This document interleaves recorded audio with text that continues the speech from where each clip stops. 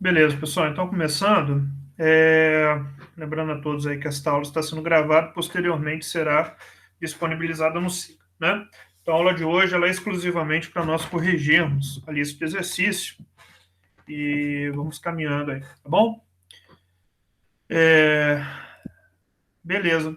Bom, se alguém tiver alguma dúvida, né, me para aqui e pergunta, mas assim, eu vou seguindo a lista, tá? Até 1h40 vai dar para a gente bater nela. Bom, do 1 a 5 eu não vou falar, porque vocês já fizeram para nota, né? A não ser que alguém tenha alguma dúvida específica aqui, mas em tese já deveriam ter feito entrega esse exercício, né? Ah, ok, exercício 6. O modelo AK é compatível com uma tecnologia do tipo Learn by Doing? Né? Sim, é compatível. Oi, Bruno.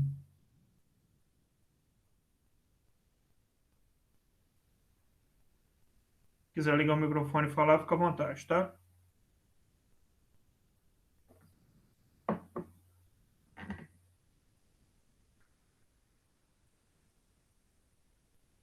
Sim,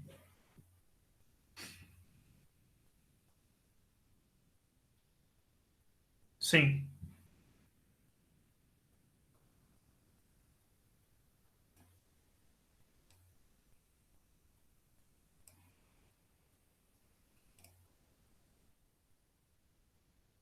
O que que tem ela?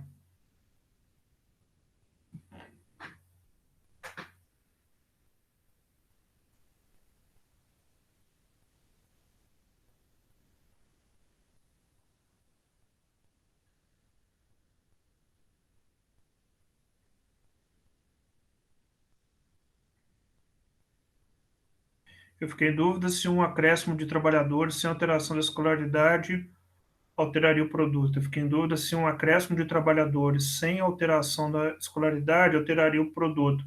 Você alteraria o produto como um todo, absoluto, reduziria o produto em termos per capita, é, e você só altera o nível de produto per capita se você aumentar a quantidade de escolaridade. A quantidade de trabalhadores, ela não altera o produto. Trabalhadores, o SK ele é taxa de poupança de capital físico, né?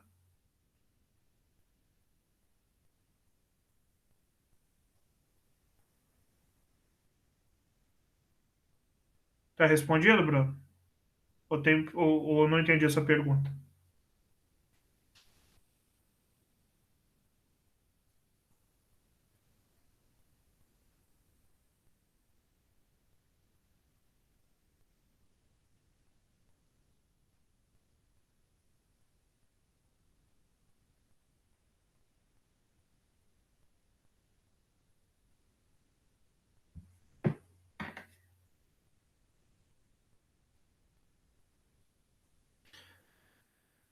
Se me expressei mal, minha dúvida foi se não aumentar a escolaridade nem pesquisadores e se os trabalhadores do outro setor iriam aumentar o produto. Não, não.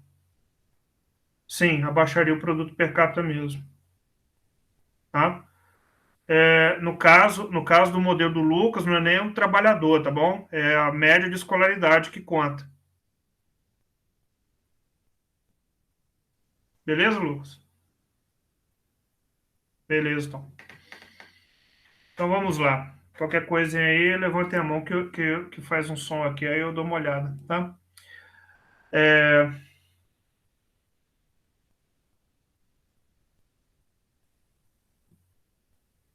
Questão 6. O modelo H é compatível com uma tecnologia do tipo Learn by Doing? Sim, tá?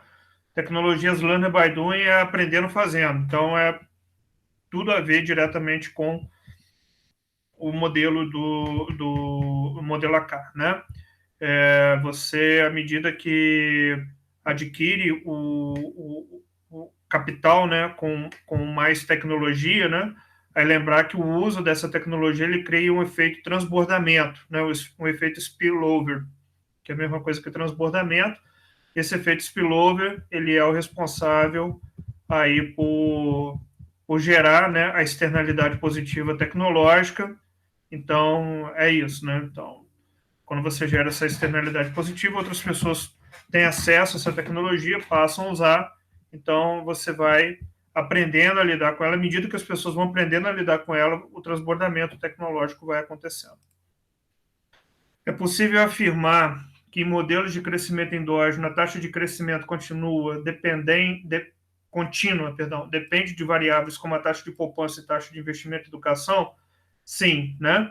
No modelo do AK, se você aumenta a quantidade de a poupança, o efeito em nível, ele aumenta, mas também aumenta a taxa de crescimento econômico de longo prazo, né? Isso é uma característica específica do modelo AK.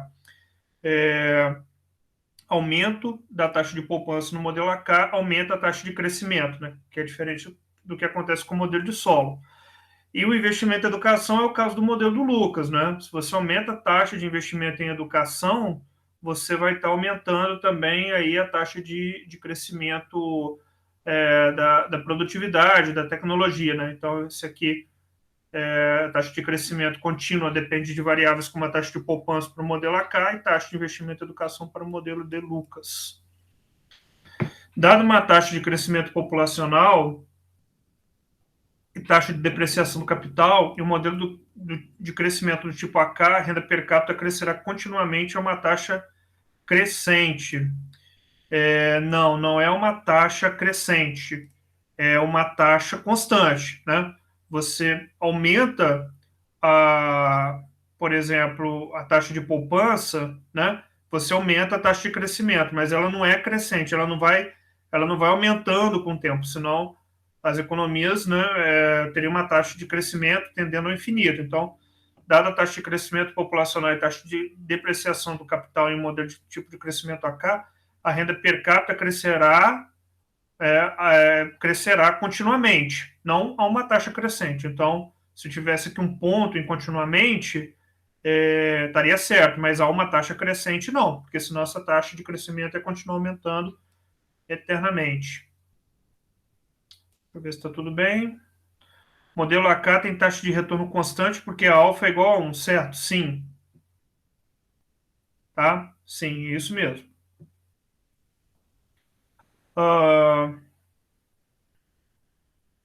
Uma das ideias básicas das novas teorias do crescimento econômico é que o investimento em capital, seja em máquinas, seja em pessoas, cria os fatores externos positivos. Isto é, o investimento aumenta não somente a capacidade produtiva da empresa investidora ou do trabalhador, como também a capacidade das outras empresas e trabalhadores similares. Sim, tá? Isso aqui é praticamente a definição do modelo AK. Ele dá uma puxadinha aqui na hora que ele fala, cria os fatores externos positivos, né? É a cara do modelo AK, investimento em capital, seja em máquinas ou seja em pessoas, tá? Isso aqui já está pegando o modelo do Lucas. Em máquinas é o modelo AK, em pessoas, né, está se referindo ao modelo de Lucas, tá bom? Mas isso daqui é a definição mais clara possível do modelo AK. Franciele, pode falar. Ô, professor, essa daí eu fiquei um pouco confusa, porque ele fala, no finalzinho aí, como também a capacidade das outras empresas e trabalhadores similares.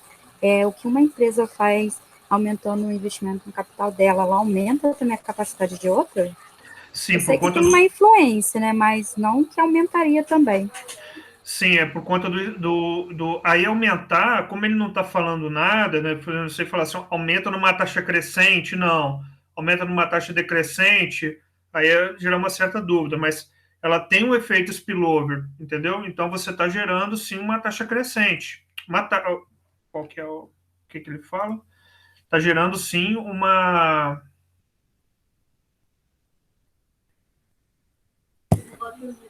Não somente capacidade, como também a capacidade das outras empresas, trabalhadores similares. Sim, você aumenta a capacidade tecnológica da outra empresa por conta desse efeito de transbordamento que tem o modelo AK, esse efeito de externalidade. Entendeu, Francesco? Você, quando faz um investimento, quando acontece um investimento na tua empresa, esse investimento no modelo AK, ele não tem como ele ficar preso na tua empresa, porque as outras empresas vão tomar conhecimento e vão tomar conhecimento dessa tecnologia e vão querer acessá-la também. É nesse caminho que ele está falando aí nessa afirmação. Tudo bem? Tá em dúvida ainda? Ou... Não, entendi. É aquela questão do P&D, né? Que quando uma empresa desenvolve, a outra acaba tendo acesso. Eu fiquei muito presa mesmo à questão do investimento ali em maquinário, essas coisas. Na minha concepção, a outra não tem acesso. Mas eu entendi. Beleza. O aumento do investimento agregado resultará não apenas na elevação de uma só vez em níveis de capital e produto, mas induzirá a um aumento permanente nas taxas de crescimento do capital e do produto de longo prazo, tá? Isso aqui está verdadeiro também. A taxa de investimento, que é o S, né? Resultará não apenas na elevação de uma só vez em níveis de capital, né? Que é o efeito de nível e produto, mas induzirá um aumento permanente nas taxas de crescimento do capital e do produto de longo prazo, correto, né? Mais uma vez, é o modelo AK que ele está se referindo aqui.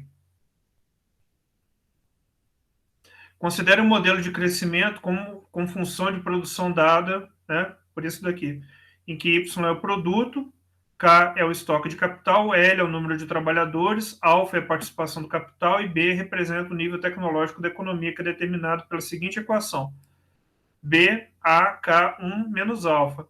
Tá vendo aqui, Franciele? A externalidade ela é decrescente. Ela não é 1 menos alfa, né? Alfa está entre 0 e 1, então a externalidade ela não é crescente, ela é decrescente em termos de capital. Ou seja, à medida que você está aumentando o nível de capital da economia, a expansão tecnológica ela não cresce na mesma proporção, ela vai crescer numa proporção menor. Tá? Em que A é uma constante positiva. Nesse modelo, um aumento na taxa de poupança não influencia a taxa de crescimento de longo prazo. Está falso, né? Influencia, porque isso daqui dentro, aqui, ó, vai virar o modelo AK, né? Quando você substitui AK1 menos alfa aqui, né? Vai ficar K1 menos alfa, 1 menos alfa mais alfa.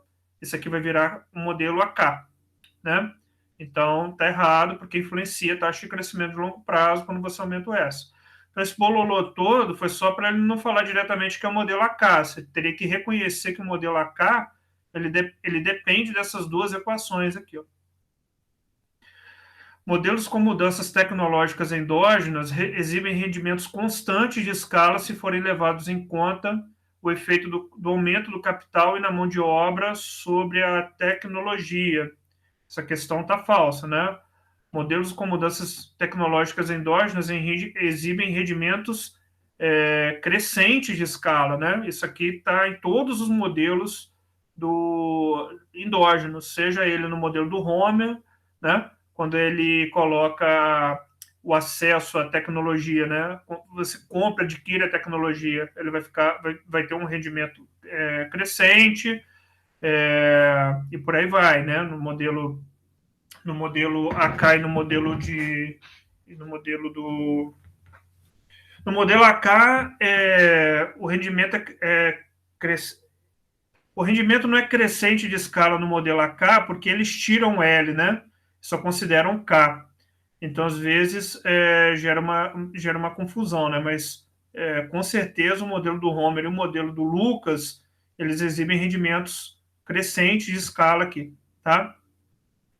Eu acho que a Paula tinha ficado em dúvida nessa questão, né, Paula?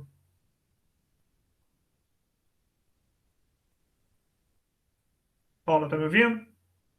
Tá aí? Era na 5? Já passamos, então, a sua dúvida.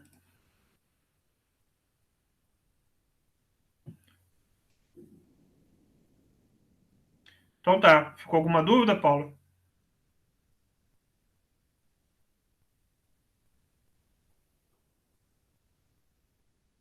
Ah, entendi. Essa vírgula aí é especial, né? Senão fica não entendi. Não, entendi. Ok. É,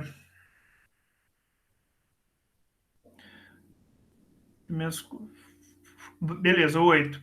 A exclusão da noção de estado estacionário é uma das maneiras pelas quais as novas teorias procuram explicar o crescimento contínuo, né? Também está verdadeira essa questão, né? No modelo do Homer tem estado estacionário, já no modelo do Lucas, no modelo AK, não tem estado estacionário, né? No modelo do Lucas, o crescimento vai depender da quantidade de escolarização média, de qualificação, e no modelo AK depende do S. Né? Então, não tem absolutamente nenhuma teoria por trás, né, que diz que vai acontecer uma convergência no modelo AK e no modelo do Lucas. No modelo do Homer, é possível você justificar ainda a presença da convergência, porque ele utiliza o modelo do Solon, né? E ele retorna para o modelo do Solon, né? A única coisa, ele tenta explicar ali o modelo do Solon, né? Fala que a tecnologia cresce no crescimento populacional. Então, ali daria, né, para você ali argumentar aí da presença da, da convergência. O modelo básico do crescimento endógeno, cuja função seja o modelo AK, não prevê convergência do nível de renda per capita. Perfeito, tá? Nesse caso aqui, tudo vai depender apenas da quantidade de poupança, da taxa de investimento ou da quantidade de poupança, que é a mesma coisa. Se há retornos marginais constantes dos fatores de produção que podem ser acumulados, os modelos de crescimento endógenos prevêem que a taxa de crescimento de longo prazo seja influenciada pela taxa de acumulação desses fatores. No caso do modelo básico YAK, a taxa de crescimento de longo prazo é influenciada pela taxa de poupança. Né? Aqui, perfeito, né? Verdadeiro, não tem ali nenhuma dúvida. O que pode transmitir alguma dúvida é essa primeira parte, mas vamos ler ela com calma. Se há retornos marginais constantes dos fatores de produção que podem ser acumulados, tá? Aí ele está se referindo ao quê? Está se referindo a este caso aqui, ó. Aqui há retornos marginais constantes dos fatores de produção que podem ser acumulados, tá? Os modelos de crescimento endógenos prevêem que a taxa de crescimento de longo prazo seja influenciada pela taxa de acumulação desses fatores. Ou seja, né, a acumulação do fator capital, tá? A acumulação do fator capital, ela está sendo influenciada os modelos prevêem que a taxa de crescimento de longo prazo seja influenciada pela taxa de acumulação desses fatores, tá? Então, eu estou acumulando capital aqui e a minha tecnologia, ela está sendo influenciada, pela acumulação de capital. Então, é o que torna essa questão aqui completamente verdadeira. Os modelos de crescimento endógeno prevêem que a taxa de crescimento de longo prazo seja influenciada pela acumulação desses fatores, que já é justamente isso daqui. Tá? No caso do modelo básico, então ele está se referindo ao modelo AK, né? A taxa de crescimento de longo prazo é influenciada pela taxa de poupança. Perfeito. Né? Aí, então, você até melhora a tua ideia, né? Sobre isso, porque o que acontece no modelo AK? Como a taxa o tamanho do progresso tecnológico ele vai depender da taxa de acumulação de capital. Se eu acumulo mais capital, eu estou endogenamente acumulando também mais tecnologia, né? Porque a minha tecnologia ela depende da minha acumulação de capital. Então tem um efeito aí que a gente gosta de chamar de ciclo, como é que é? De ciclo virtuoso, né? Ciclo virtuoso. À medida que eu acumulo mais capital, me faz acumular mais tecnologia. Então, a minha taxa de acumulação de capital me permite a ter um crescimento mais alto por conta desse efeito cíclico que eu tenho, né? Acumulo capital, efeito tecnológico, que por sua vez aumenta a taxa de crescimento econômico. Modelinho AK, né? Bom, beleza. Alguma dúvida aí, pessoal? Alguma coisa não entendida? Por enquanto não, professor, estou tranquilo. Eu vou mudar de tópico agora. Eu vou para a parte de consumo e investimento. E gasto público. Tranquilo então, né, Paula? Paula, Bruno? Sim, professor, de boa também para mim. Tá. Muito bem, vamos então agora para essa primeira questão aqui, né? Ó, um indivíduo vive por 2 períodos, T1 e T2. O indivíduo possui renda real Y1 no primeiro período e Y2 no segundo, tá? Então, vai ganhar Y1 no primeiro e Y2 no segundo. Além disso, ele pode tomar emprestado livremente a taxa de juros real R. As preferências do indivíduo são dadas por essa função aqui, ó.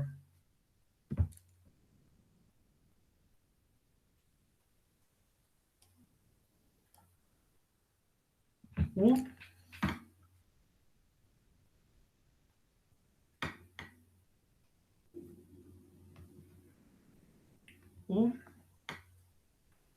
ln C1 mais beta ln C2, em que C1 e C2 representam o consumo real T1 e T2, respectivamente, beta maior do que zero.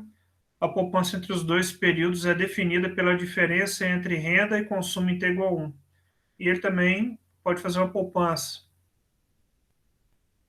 Bom, vamos dar uma explorada, então, nesse exercício, né?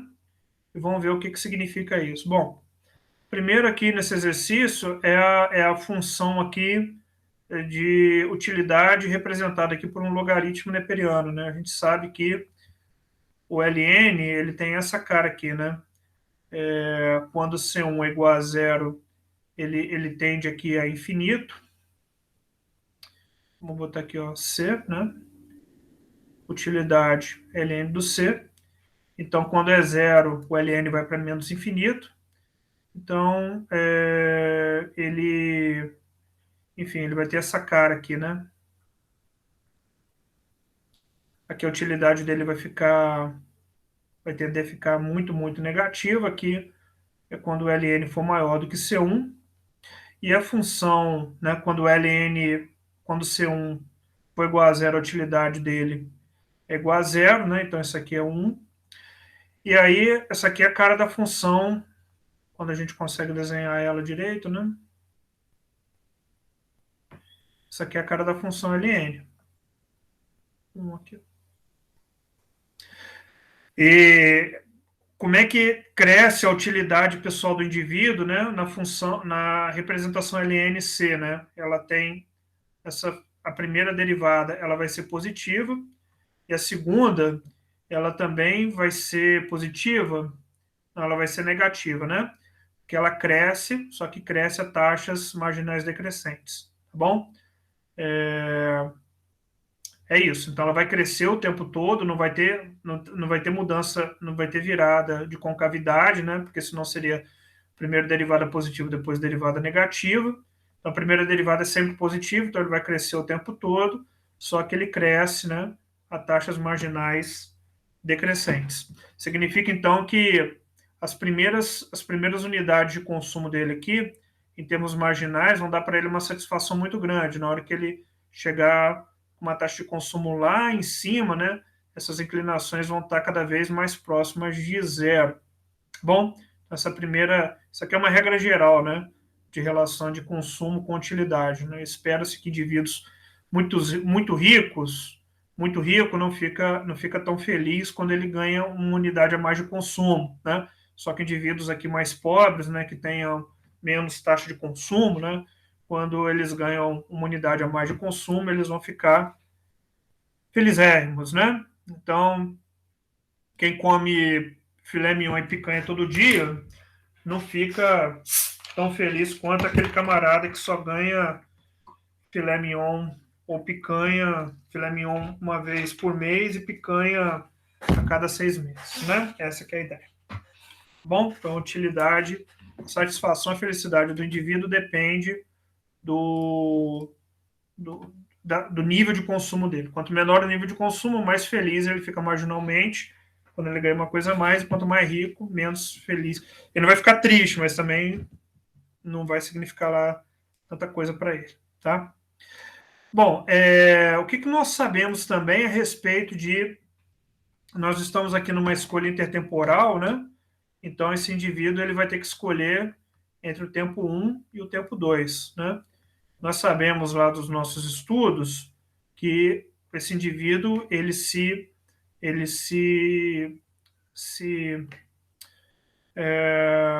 Ele possui uma restrição intertemporal, né, que é restrição orçamentária intertemporal, em que nós derivamos, né, que ela vai ser dada por y1 mais y2, 1 mais r, tem que ser igual a C1 mais C2, 1 mais R, né? Então, ele se depara com essa restrição orçamentária intertemporal. Ele não vai poder consumir mais do que ele vai ganhar ao longo da vida dele. Tá? Ele pode adiantar renda do período 2 para consumir mais no período 1, né? Ele pode mandar renda por meio da poupança para o período 2, né? E aumentar o consumo dele em 2, né? Poupando aqui, tá bom? E aí, para poder resolver esse problema que o consumidor se depara, né, a atitude dele vai ser de maximizar a satisfação pessoal dele frente a essa restrição orçamentária intertemporal que ele possui. Né? Então, cai no problema de Lagrangiano, em que eu vou maximizar meu consumo nos 2 períodos. Já eu explico o que esse beta aqui significa.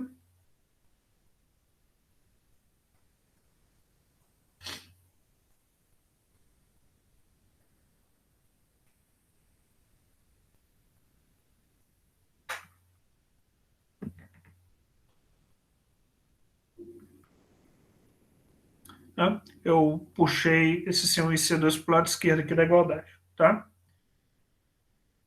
E aí a gente sempre olha o sinal aqui de acordo com outro vetor. Né? Se o outro vetor aqui tiver positivo, o sinal é negativo.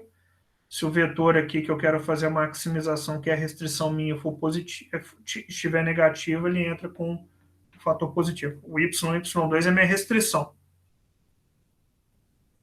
Minha restrição sempre tem um sinal trocado em relação à minha variável objetivo de maximização. Né? Então, eu vou resolver esse problema derivando em relação a C1, né? Igualando a zero. Então, a derivada do ln em relação a C1 vai ser 1 sobre C1, menos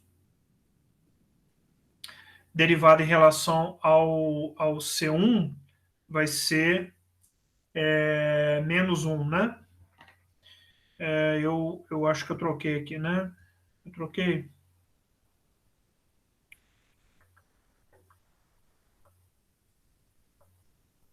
Não troquei, não. Eu troquei. Acho que eu troquei. Sinal de mais.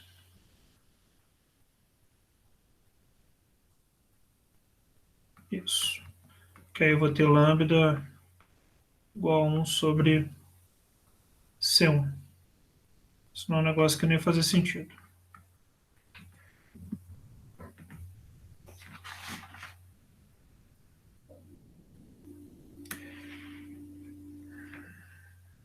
Eu troquei mesmo.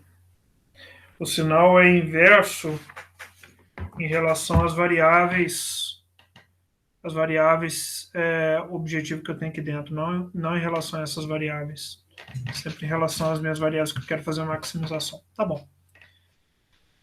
Vou fazer em relação a C2. O que eu estou querendo dizer é o seguinte, gente. Eu poderia ter sinal de menos aqui.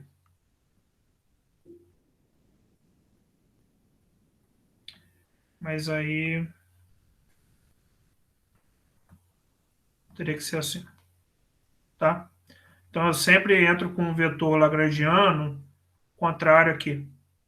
Tá? Das minhas variáveis objetivos que estão dentro aqui do meu objetivo de maximização. Aí tanto faz, pode ser positivo menos menos ou negativo mais mais. Aqui vai dar a mesma coisa. Pronto. Tá? Em relação a C2, então vai ficar beta 1 sobre C2. Então, minha maximização em relação a C2 vai ser 1 mais R, né? Derivada do C2 vai ser menos 1 mais R, que esse aqui vai dar menos 1. Então, o meu lambda vai ser igual a beta sobre C2. Não. o meu lambda, fazer essas contas direito.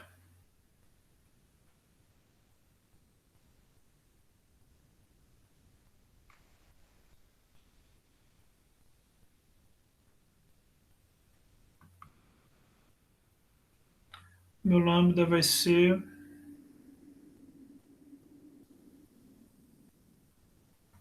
1 mais R, beta C2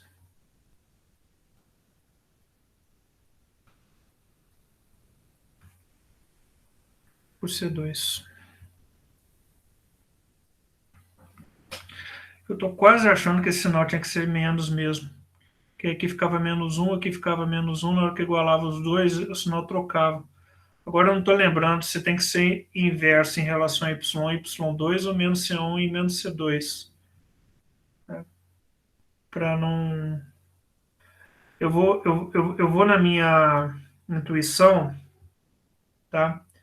E eu não quero fazer nada aqui forçando a barra para o resultado dar aquilo que eu quero, não, tá? Eu tenho certeza que eu errei aqui, sinal aqui é menos. Tá? É menos. Menos. Menos.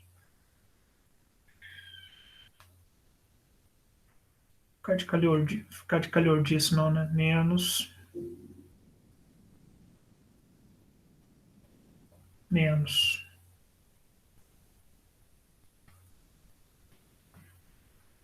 Menos. Tá?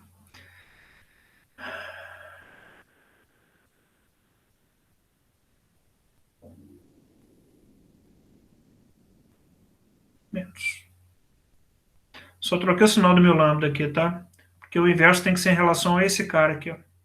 Se tivesse um tempinho, eu explicava matematicamente por que eu estou correto, mas eu vou me eximir de fazer isso agora. Bom, enfim. Aí eu vou ter professor de matemática para economia, se enrolando com Lagrange não dá, né, gente? Vamos combinar.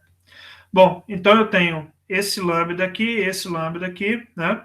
E aí eu igualo esses dois lambdas aqui, ó. Esse cara aqui e esse cara aqui. Então vai ficar menos C1 é igual a menos 1 mais R vezes beta dividido por C2, né? Os dois sinais somem. Então eu tenho C2, C1, 1 mais R vezes beta, ou o que normalmente nós... Tá errado isso aqui, né? Ou não está?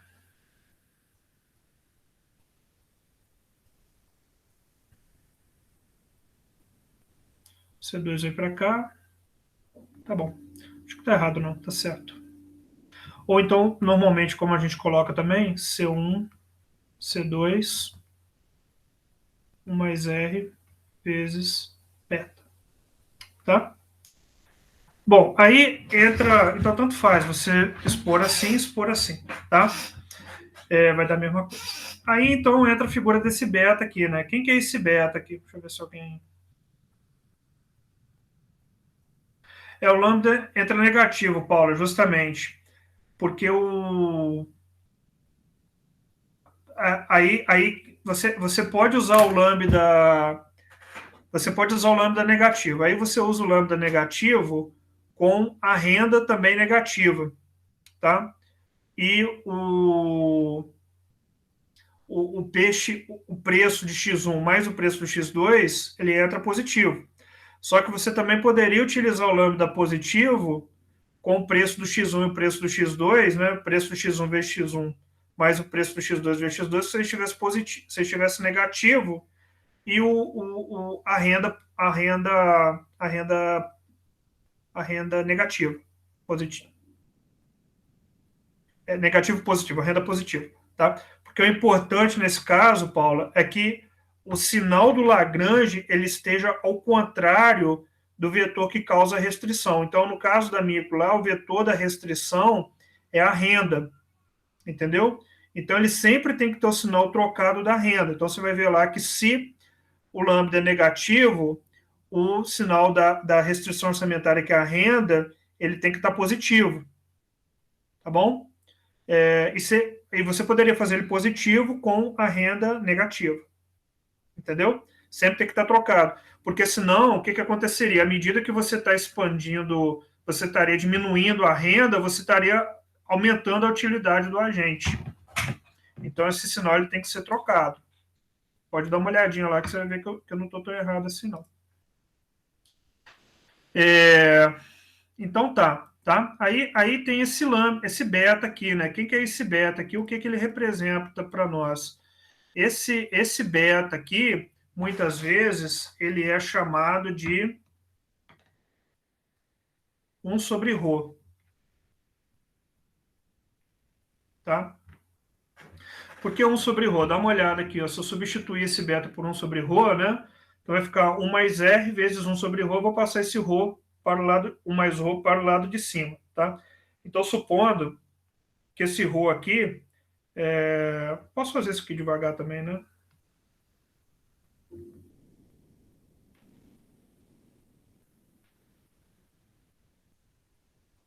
Então, vou passar esse 1 mais ρ para cima.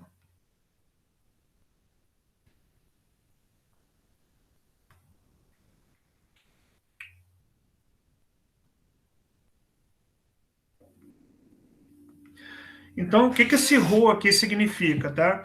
Esse ρ aqui, ele significa a taxa de paciência ou de impaciência, tá?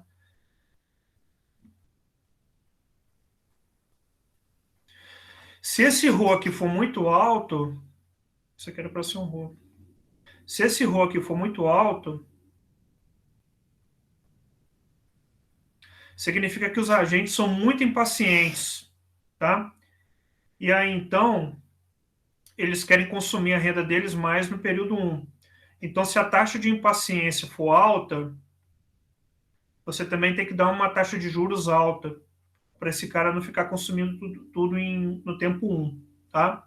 E à medida que a taxa de paciência da população é mais baixa, você também consegue colocar uma taxa de juros mais baixa, tá? Esta equação aqui, com esta cara ou com esta cara aqui, é chamada de famosinha, equação famosinha na macro, tá?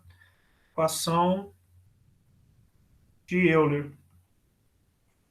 Dessa equação aqui, sai um monte de outras coisas, inclusive equações aí que relacionam o mercado financeiro com a taxa de consumo. Bom? E aí o que, que acontece? Se o governo ele quer manter a taxa de consumo relativa... Oi. No exercício, ele deu um valor para beta e pediu para encontrar a taxa de juros. Sim. Aí, no caso, substituo ali antes de considerar o ρ ou não? Você pode substituir direto em beta. Ah, tá.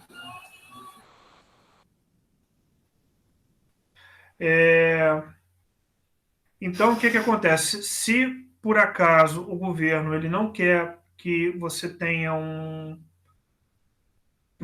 se o governo ele quer, né, se é desejável que a população mantenha o consumo dele num nível constante, então você tem que colocar, né, esse ρ o mais próximo da taxa de juros possível, tá bom? Então, dentro daquele gráfico nosso lá, que a gente analisou, também, que eu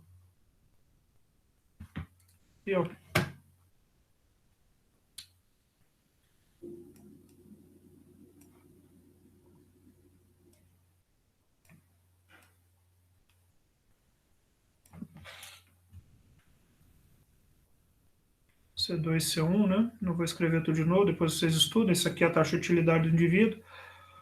A posição que você vai estar nessa curva aqui, ela vai depender, então, da relação entre o ρ e a taxa de juros. Se o ρ e a taxa de juros forem relativamente próximos, você vai ter que o consumo em C2 ele vai ser também aproximadamente igual ao consumo no C1, né? Se a taxa de paciência da população tiver mais baixa que a taxa de juros, a tendência, supondo que esses dois caras aqui sejam iguais, né? A tendência é você consumir mais em C1, né? Então, você vai tomar empréstimo e consumir mais em C1 do que em C2. E se a taxa de juros ela estiver mais alta do que a taxa de paciência, então a tendência é a população consumir mais em C2 do que C1, tá? E aqui é muito fácil para você observar isso, né? Se você escreve C1 igual a 1 mais ρ, 1 mais R vezes C2, né? Se ρ for maior do que R, né? Naturalmente C2 vai ter que ser menor do que C1. E se R for maior do que ρ, né? Esse cara aqui vai ser todo menor do que 1, aí vai ser o contrário. C2 vai ter que ser maior do que C1 para essa igualdade aqui fechar, tá? Bom, então essa é a equação de Euler, né? Uma equação famosinha. Então, só para explicar essas questões aqui. Então, onde é que entra isso aqui na interpretação dos economistas neoclássicos a respeito da trajetória do consumo no Brasil? Por você ter históricos de crises financeiras no Brasil, né? Teve aquele episódio no passado, não lá muito distante, do governo Collor, né, tomando a poupança da população, né, segurou a poupança da população por um período aí de 1 ano, se eu não me engano. Foi a retenção da poupança, cada um dá o nome que quiser, mas foi isso que aconteceu, né? Enfim, taxa de juros real negativa e por aí vai. Os economistas neoclássicos julgam que a população brasileira, em média, ela tem uma taxa de paciência muito baixa. Significa, então, que eles tendem a não poupar, a não ser que a taxa de juros esteja relativamente alta, tá? Então, na hipótese deles, você tem que, como a população brasileira é muito impaciente porque ela não confia no sistema financeiro brasileiro, tá? Então, a população exige uma taxa de juros relativamente mais alta para não querer consumir muito no curto prazo, né? E aí, isso tem uma implicação direta no caso da economia brasileira, sobretudo na questão do balanço de pagamento e na taxa de poupança, que aí vai preocupar tanto ortodoxos como heterodoxos, né? Claro que os heterodoxos não acreditam nessa história aqui que eu estou contando, porque esse aqui é um modelo baseado em microeconomia, né? Os heterodoxos não acreditam na micro, eles acreditam em outras hipóteses, né? Qual seja leis psicológicas ou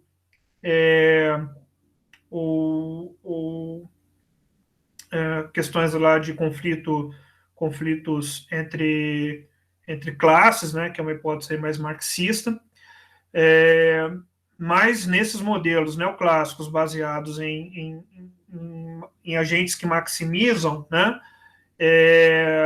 vai acabar acontecendo isso, né? Então eu não confio no sistema financeiro, eu não quero poupar e eu quero consumir. Então eu me endivido, eu mexo com, enfim, né, Casas Bahia e por aí vai, tá? Então essa é a hipótese aqui que eles acabam utilizando para poder explicar por que o brasileiro, quando tem um pequeno aumento da renda, aumenta-se muito o consumo, tá? Bom, voltando aqui para o exercício, ele pede para verificar o efeito do Y e do Y2 sobre C1, tá? Ceteris paribus. Aí como é que você vai fazer? Você vai pegar esta equação aqui que nós achamos, C2C1 mais R vezes B, e vai colocar dentro da sua restrição intertemporal. Então, na sua restrição intertemporal,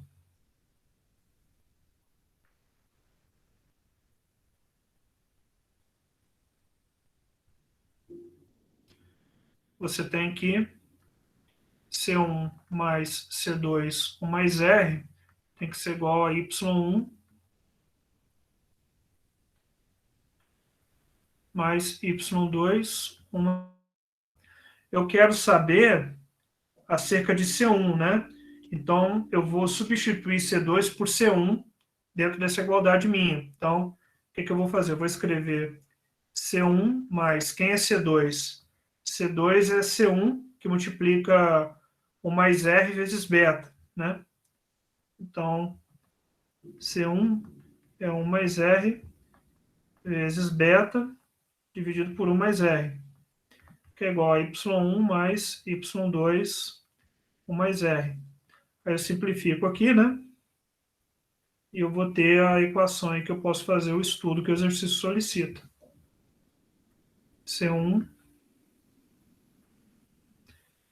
vezes beta mais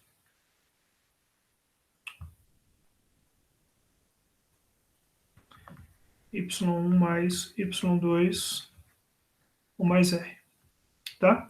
E aí eu quero ver qual que é a resposta do C1 em relação a mudanças do Y1 e do Y2.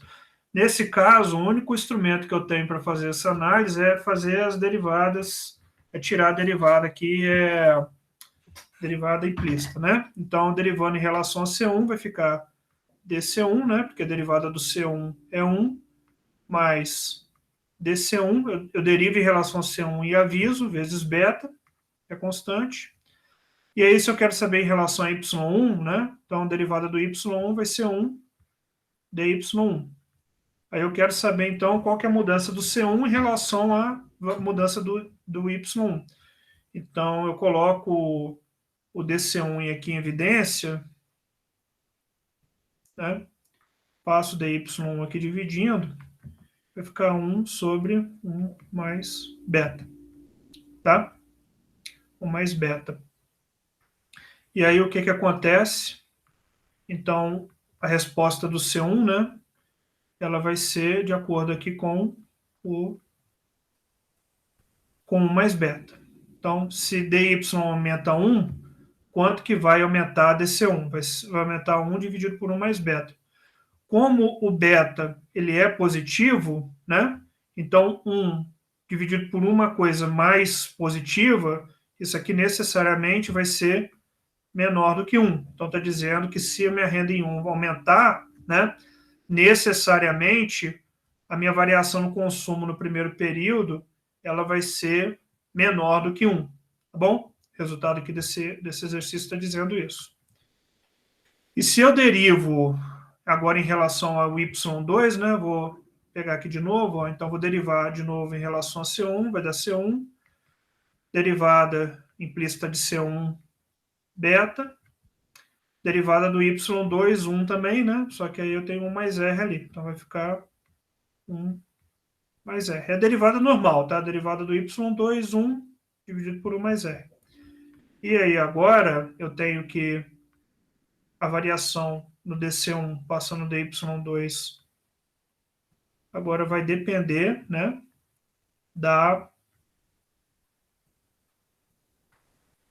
De um mais R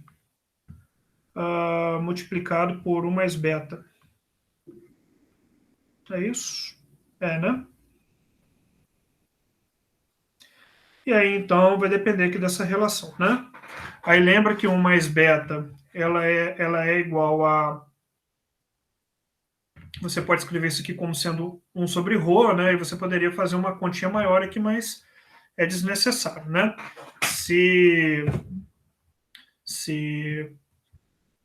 Enfim, né? Se você quiser olhar isso daqui com um pouquinho mais de ganância, você tem aqui, né? 1 mais R, 1 sobre 1 mais ρ, né? Então, se você fizer essas contas aqui, né? Enfim, não vale a pena, não. Não vai dar em nada que a gente ache legal, não. Deixa eu ver se eu fiz as contas corretas aqui. Fiz tudo correto, né? Fiz tudo correto. Enfim, então o que acontece? No caso aqui agora da variação do C1 em relação a dy2, vou fechar isso aqui para a gente continuar andando.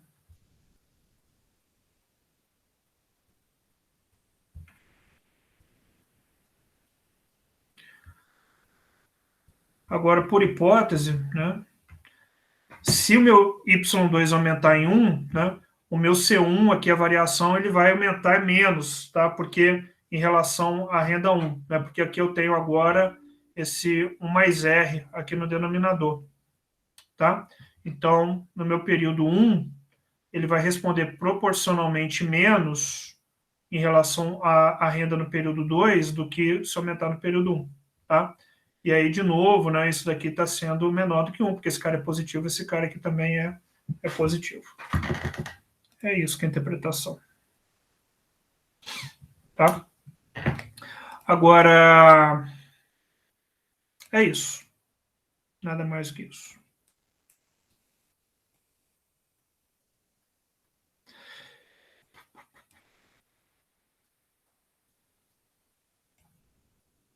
Se beta 0,9 se 1 igual a C2, obtém a taxa de equilíbrio R. Então, beta 0,9 se 1 igual a C2. Aí você pode pegar essa equação de Euler aqui, né? Pode pegar essa, pode pegar essa. Então, C2 dividido por C1, C2 é igual a C1. Então, C2 dividido por C1 vai ser 1, né? 1 mais R multiplicado por beta, que eu falei que é 0,9. Então, aqui, ó. C2 é igual a C1, então esse igual a esse dá 1. Então vai ficar 1, 1, 1 mais R vezes o beta, por hipótese, é 0,9. 0,9. Né? Então quanto que vai ser o R? 1 dividido por 0,9, que é quanto?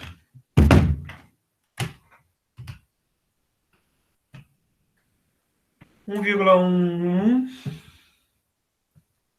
né? Então vai dar isso aqui, ó. 1,12 aproximadamente, menos 1, então aproximadamente 0,12. Tá? Eu não errei conta, mas não errei não. Beleza, Franciele? Nos dois casos aumenta, mas em Y2 aumenta menos. Justamente, Paula. Por conta do efeito ali, 1 mais R, que é o efeito do valor presente, né? Tudo bem, Paulo? Franciele, o que você estava falando? Não, só falei beleza, agora eu entendi. Ok. Então tá. Então R 0,12. O que tem mais aqui?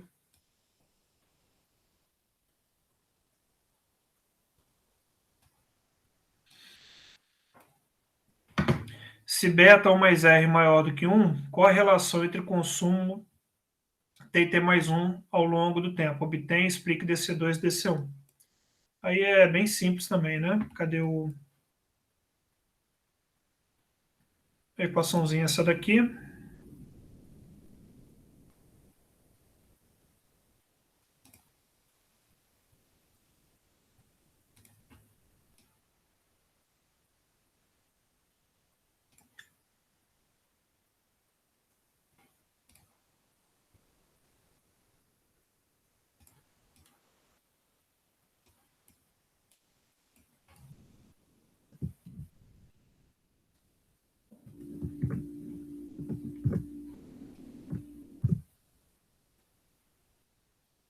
Entendi.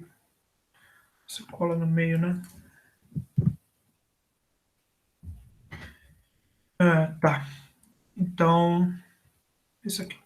Se beta mais R maior do que 1, com a relação do consumo, obtém e explique DC2 DC1. Aí é simples, né? Você vai derivar em relação a C2 a C1, já pode derivar diretamente aqui. Então vai ficar DC2 DC1. E aí 1 mais R. Se você quiser fazer um negócio um pouquinho menos...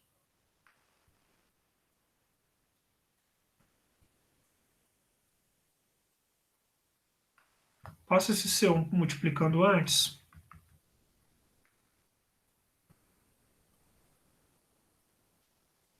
deriva, pronto.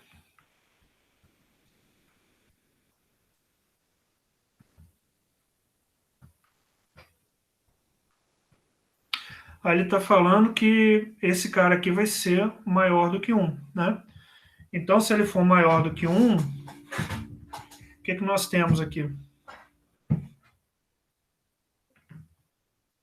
O que acontece com DC2, DC1? Tá? De 1 mais R vezes beta. Né? Se for maior do que 1, o que acontece? Para cada variação aqui de 1 no DC1, o DC2 ele aumenta proporcionalmente mais do que 1. Tá certo? Então, o que significa isso? Se minha renda total aumenta e eu aumento o C1, o C2, eu vou consumir menos em C1, eu vou consumir mais em C2. Porque na minha substituição intertemporal, eu dou preferência ao consumo em C2, não em C1. Tá certo isso? Vamos melhorar um pouco então essa explicação, né? Vamos lembrar aqui que o R, que o beta, é igual a 1 sobre 1 mais ρ. Né? Então, vamos falar assim, ó, DC2, DC1, 1 mais R, dividido por 1 mais ρ. Se isso aqui tudo é maior do que 1, então significa que a minha taxa de juros está sendo maior do que a minha taxa de paciência. Tá? Então, qualquer fator que faça eu substituir intertemporalmente C2 e C1, né, vai me fazer sempre consumir mais em C2 do que em C1. Tá? Então, eu sempre substituo mais para o futuro do que para o presente. Então, aqui, ó.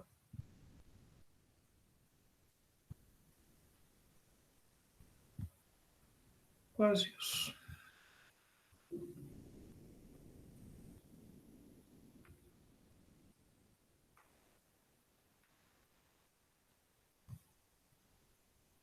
Vamos supor que minha renda como um todo aumente para cá, igual a gente já discutiu, né?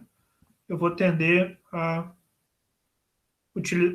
cair aqui nesse ponto aqui, onde que o C2 ele seja maior do que o C1. Tá? É isso. Eu aumento os dois, mas o C2 eu sempre aumento proporcionalmente mais. O beta, ele é a taxa de desconto intertemporal do presente e do futuro. Só que esse beta você pode interpretar ele como sendo 1 mais ρ. O ρ vai ser sua taxa de paciência. E aí, o que acontece? Né? Se você interpretar o beta como sendo 1 mais ρ, igual eu fiz aqui de novo, né? Quanto maior for esse ρ aqui, naturalmente menor é o beta, né? Porque se o ρ aumenta, o beta diminui. O ρ, então, ele está associado com a sua taxa de paciência. Um ρ muito alto significa que você é um cara impaciente. E aí, então, você quer uma taxa de juros mais alta para você não consumir no presente e deixar para consumir no futuro. Ou então manter a variação, qualquer variação que acontecer na sua renda, você deixar a coisa relativamente constante. Entendeu? Então, o beta, ele mede essa substituição, essa taxa de paciência da substituição intertemporal entre o consumo no presente e o consumo no futuro. Ficou bom assim, Bruno?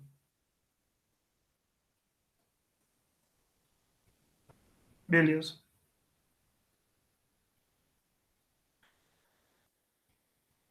Bom, o restante aqui é bem tranquilo, né? Isso aqui é para explicar os modelos de crescimento, de consumo. E aqui vamos lá. A hipótese da renda permanente é compatível com o fato estilizado de Cousins de propensão média a consumir no longo prazo, tá? Verdade isso? Verdade, né?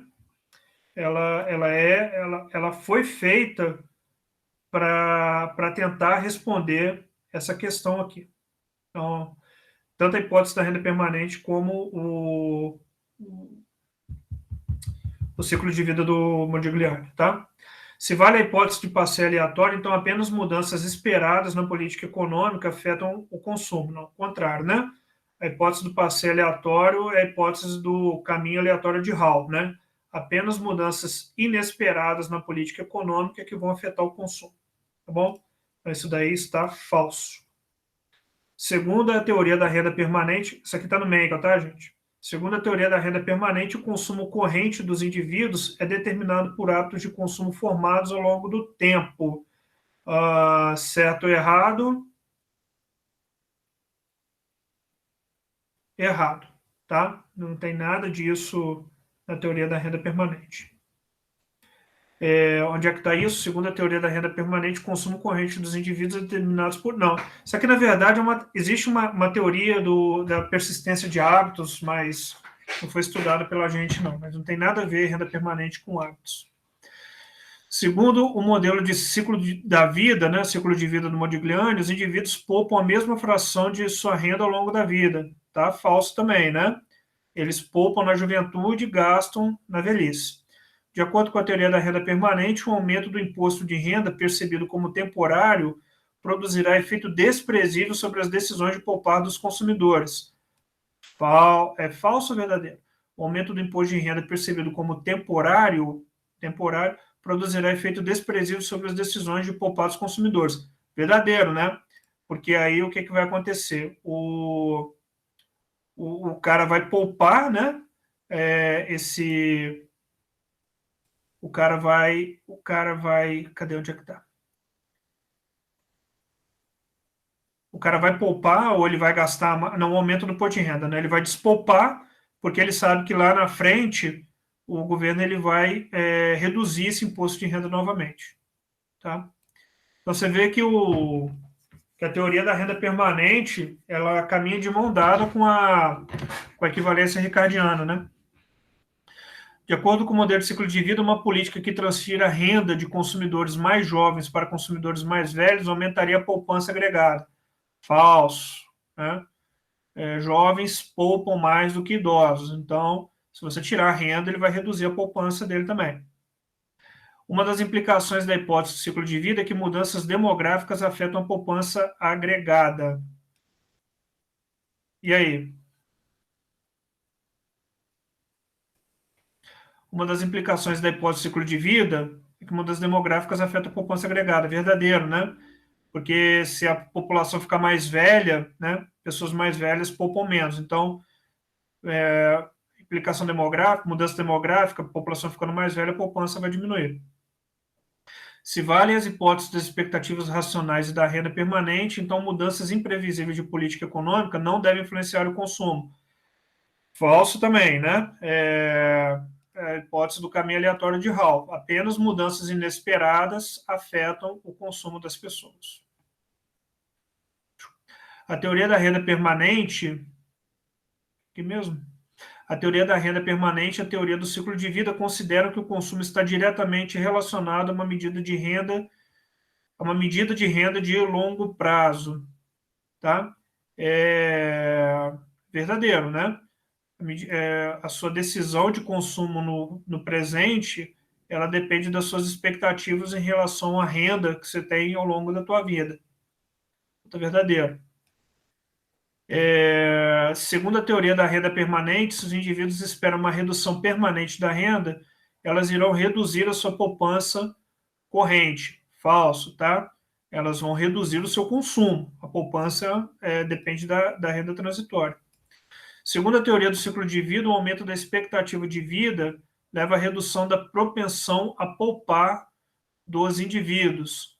Falso, né? Se eu vou ficar mais tempo velho, eu vou poupar mais para poder consumir mais, porque, por hipótese, né, eu quero manter meu consumo constante ao longo da minha vida. Então, se eu acho que eu vou ficar mais velho, em vez de morrer com 80, eu vou morrer com 90, eu vou reduzir, então, o meu consumo no presente, aumentar a minha poupança para poder ter uma renda suavizada, uma renda constante no futuro.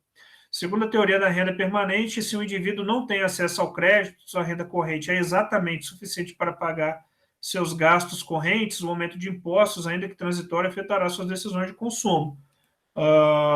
Verdadeiro? Verdadeiro, né? Segundo a teoria da renda permanente, né?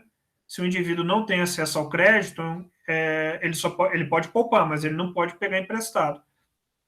É exatamente suficiente para pagar apenas seus gastos correntes, o aumento do imposto, né?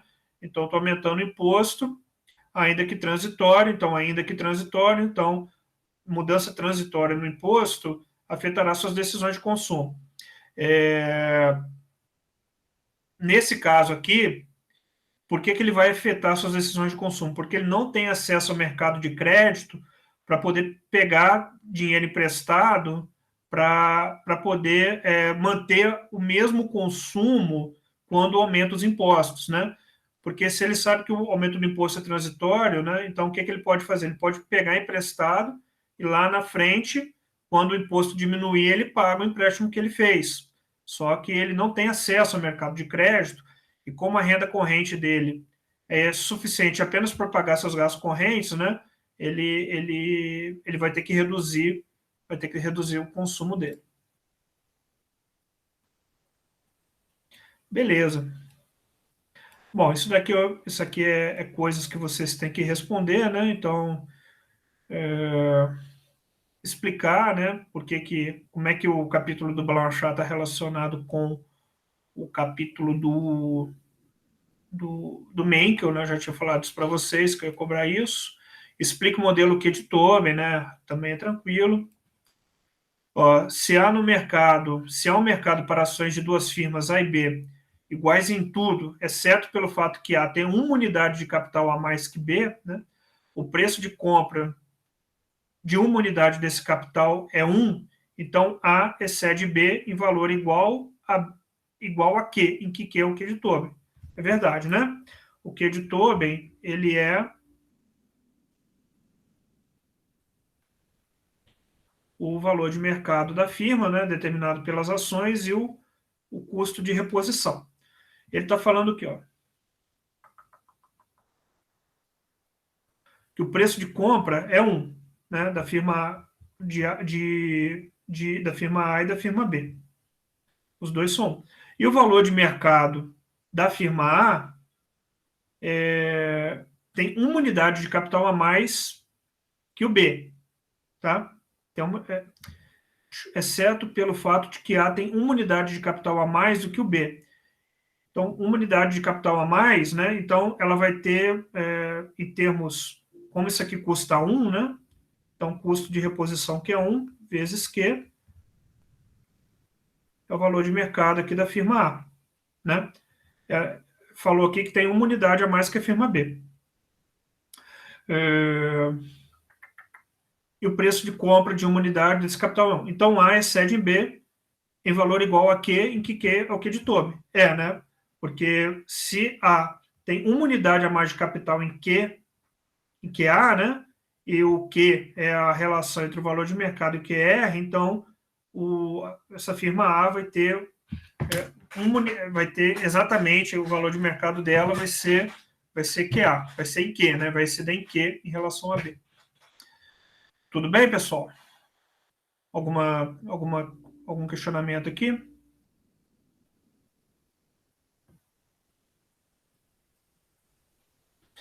Parece que o Q de Tobin é igual das duas firmas, é isso, né, gente? O Q de Tobin é igual das duas firmas, então essa firma aqui a firma A tem uma unidade a mais que a firma B, então vai ser exatamente o Q de Tobin. Tá claro, pessoal? Ou não tá claro isso?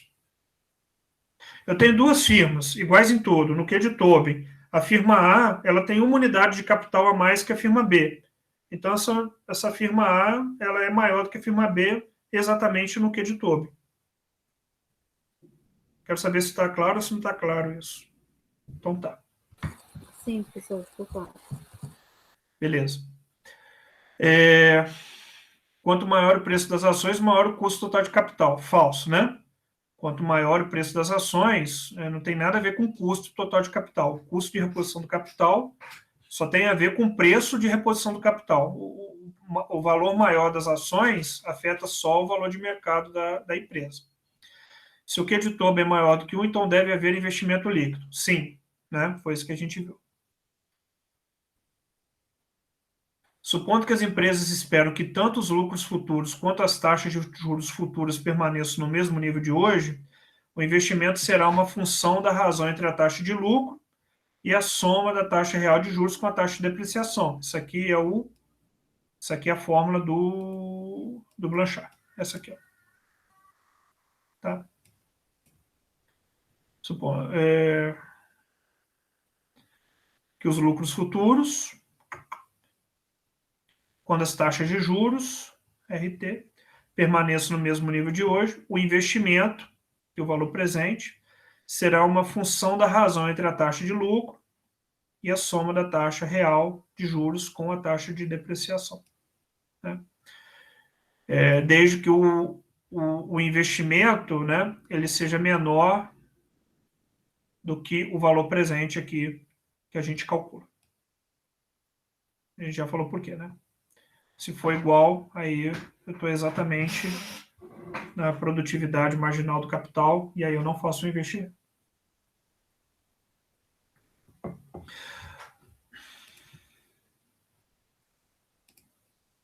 O que de Tobin se reduz devido a uma queda no preço das ações negociadas na Bolsa de Valores. Verdade.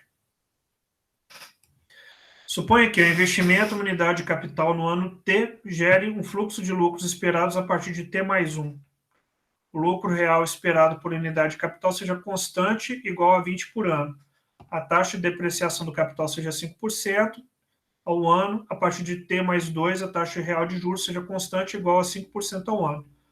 O custo de aquisição de uma unidade do capital no ano T seja 215. Logo, conclui-se que o investimento em capital no ano T não vale a pena. Então, eu não vou derivar. Isso aqui, ele basicamente está contando como se chega na fórmula do Blanchard, né? Então, como a gente já viu e já derivou isso, eu vou escrever direto, né? O valor presente líquido, então, do problema que ele está falando, vai ser 20 dividido por... Cadê? Taxa de depreciação 5% e o juros também 5%. Então, vai ser 20 dividido por 0,1, né? Isso aqui vai dar 200.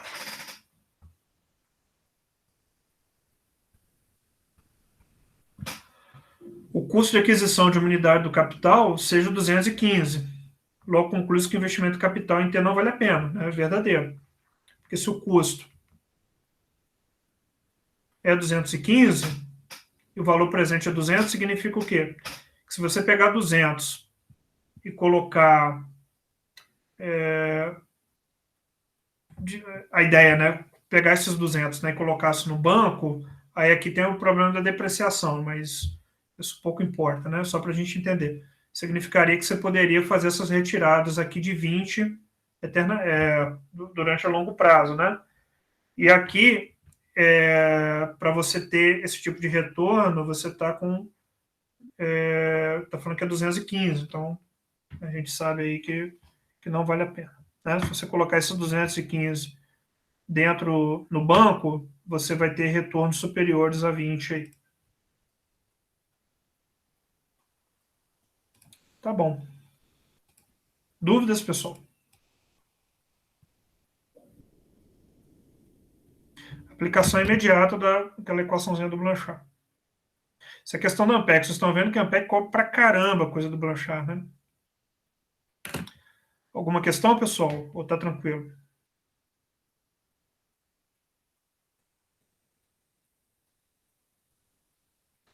Tá tranquilo, professor. Beleza. Bom, então para a última questão aqui, questão 11.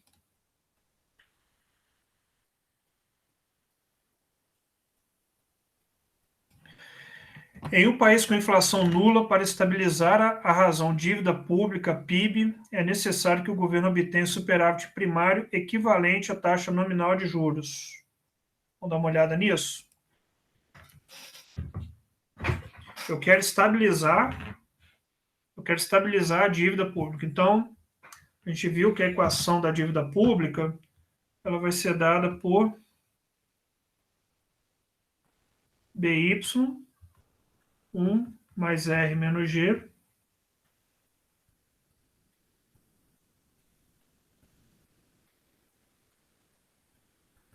mais o déficit público. Toda vez que o exercício fala estabilizar a razão, dívida pública tal, né, ele quer fazer isso daqui. Isso aqui vai ser constante, tá? Estabilizar significa que a dívida não vai variar. Então, multiplicando por esse cara e passando para a esquerda, né, a gente sabe que vai zerar. Então, vai ficar 0, R menos G. Tudo bem, gente? Já multipliquei esse cara por esse cara, passei para o lado esquerdo e zerei, tá? Porque vai ser constante. Mais GT menos YT aqui. Então, passando esse cara para o lado esquerdo, né? Eu vou ter aqui menos GT imposto vai ser igual a R menos G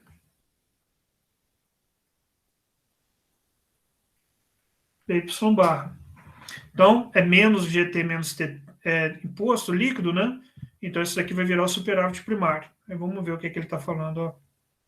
Em um país com inflação nula, para estabilizar a relação dívida pública, é necessário que o governo obtenha superávit primário, que é isso daqui, ó, equivalente à taxa nominal de juros. Né? Está errado, porque é equivalente à taxa de juros nominal menos a taxa de crescimento do produto. Tá bom? Beleza. Pois é, Paula, mas aí se tá tranquilo, tem alguma coisa de errado, né? Tem que ter uma emoção.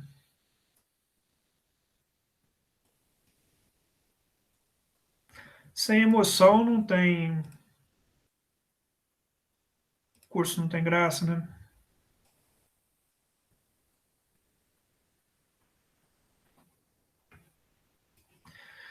Considerando a restrição orçamentária do governo estabelecida em termos reais e uma taxa real de juros constante R, se a decisão do governo é estabilizar a dívida indefinidamente, eu reparo que ele não falou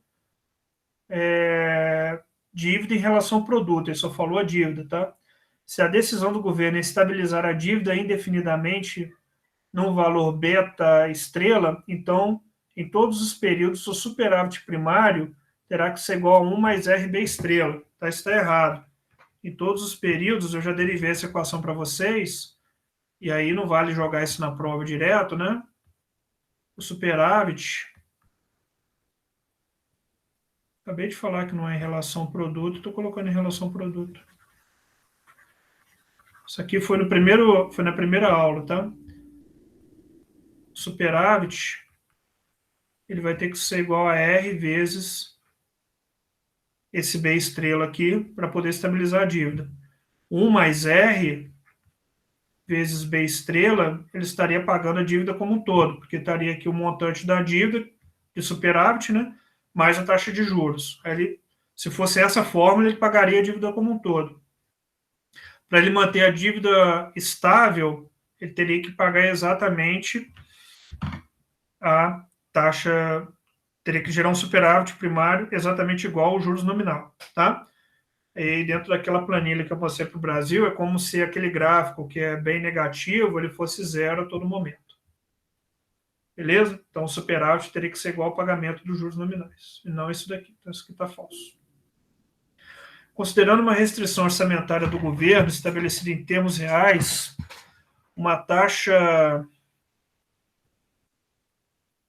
Considerando uma taxa de juros constante R, e uma taxa de crescimento real do produto constante G, se a decisão do governo é estabilizar a relação dívida-produto indefinidamente num valor, então em todos os períodos a relação superávit primário terá que ser igual a isso daqui. Aí pela cara aqui, o que ele fez? Ele não está se referindo àquela equação 1 mais R menos G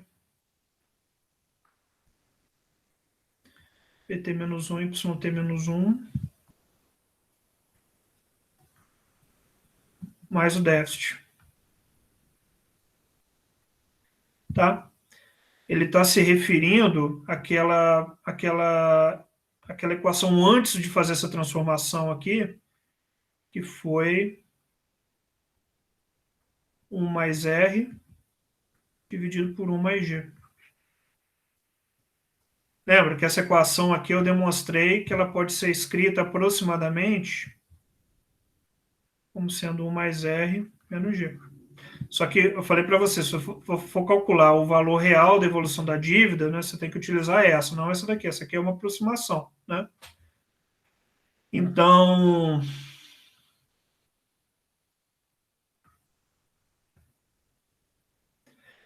ele está falando que o superávit para poder estabilizar a dívida vai ter que ser o resultado ali que ele deu, né? Vamos calcular isso daqui. Aí ele falou dívida produto aqui, ó, chamou de B estrela. Estabilizar, ambos aqui lados têm que ser iguais. Então, B estrela, 1 mais R, 1 mais G,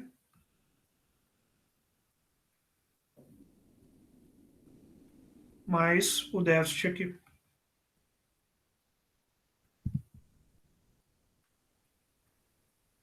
E aí, então, o que eu vou fazer, né? Eu vou, para falar de superávit, eu passo esse cara para o lado esquerdo com sinal negativo e esse cara eu passo para o lado de cá com sinal negativo também, né? Então vai ficar menos GT. Aí o déficit vira superávit. E esse cara eu passo para o lado esquerdo. Já vou colocar ele como evidência também. Então vai ficar B estrela, 1 mais R, 1 mais G, menos 1. Tá, gente? Que ele veio para o lado esquerdo aqui, ó, ficou com sinal negativo. Então, superávit, né? Superávit por quê? Porque é o negativo do déficit. Negativo do déficit é superávit. Tem que ser igual a esse cara aqui. Vamos ver quanto que ele falou. Ó, o sinal aqui foi o contrário, né? Foi 1 menos. Aqui é isso daqui, menos 1. Tá? Então, tá errado. 1 menos a relação. Isso aqui, menos 1. Beleza? Tranquilaço, né, Paula? Tranquilaço.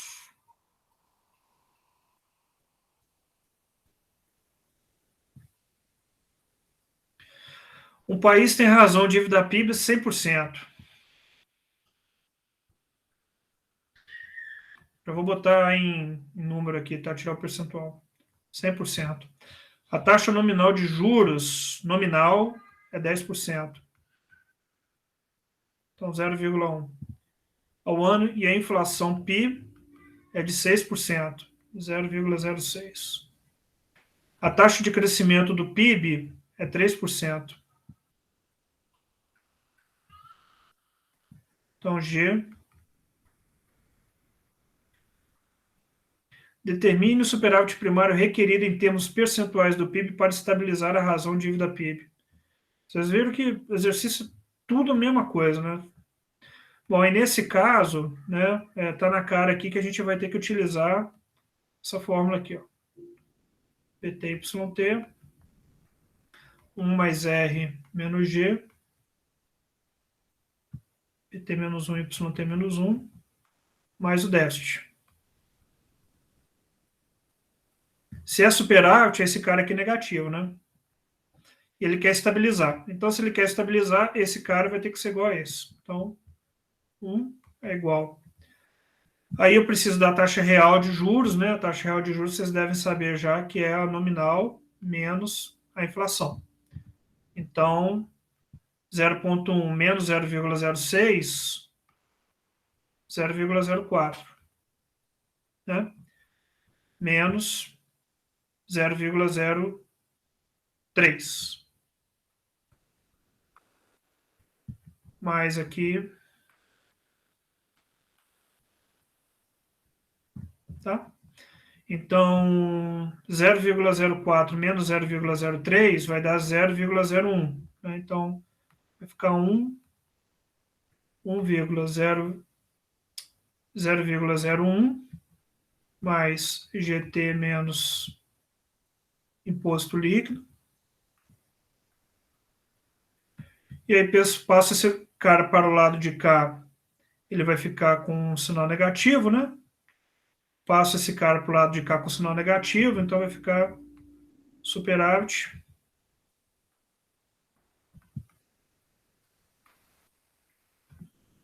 Vai ser igual a 0,01. Então, 1%, né? O superávit primário tem que ser de 1%. Para poder manter essa dívida estável.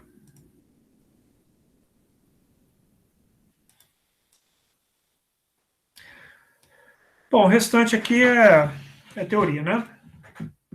Explica a hipótese de equivalência ricardiana e avalie como falso ou verdadeiro as seguintes afirmações. Então, você vai explicar a hipótese, né, direitinho lá. E aí você vai avaliar aqui, ó. De acordo com a hipótese ricardiana, o aumento dos impostos correntes, mantendo constante o perfil da renda do setor privado e dos gastos do governo ao longo do tempo, provoca no presente queda da poupança do setor privado, elevação na poupança do governo, mas não afeta a poupança total da economia. Tá? Está certíssimo, não é isso? Foi exatamente isso que a gente discutiu na aula lá, lendo o livro do Blanchard. Né? Quando o governo aumenta o imposto, o cara já sabe que no futuro ele vai diminuir, né? Ele vai despoupar. O setor privado vai gastar mais porque sabe que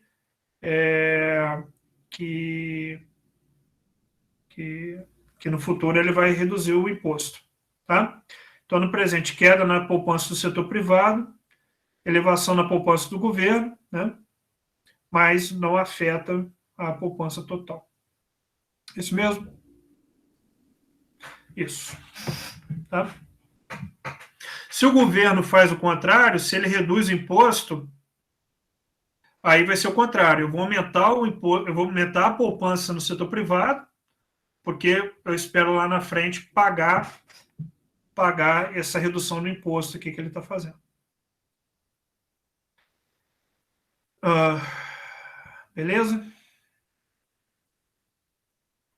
De acordo com o princípio da equivalência ricardiana, uma redução de impostos financiados pela emissão de títulos públicos não implica aumento da poupança privada. Tá falso, né?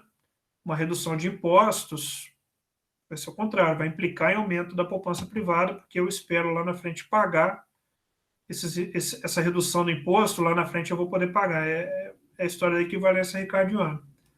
O efeito é nulo, tá? A equivalência de indivíduos sem acesso ao mercado de crédito é um dos motivos apontados para a violação da hipótese da equivalência ricardiana. Verdadeiro, né? Isso aqui está muito próximo à teoria da renda permanente do Friedman. Para você poder fazer essa jogada de poupo, despoupo, de acordo com o comportamento do governo, eu preciso ter acesso ao mercado de crédito. Se eu não tenho acesso ao mercado de crédito, eu não posso ficar despoupando, tomando dinheiro emprestado, alguma coisa do tipo. Tá? Bom, é isso, pessoal. Vocês têm alguma questão?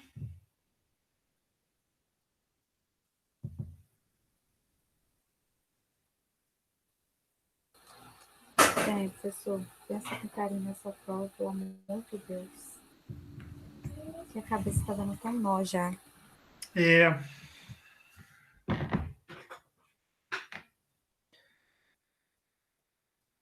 E aí, pessoal, alguma questão? Tranquilo?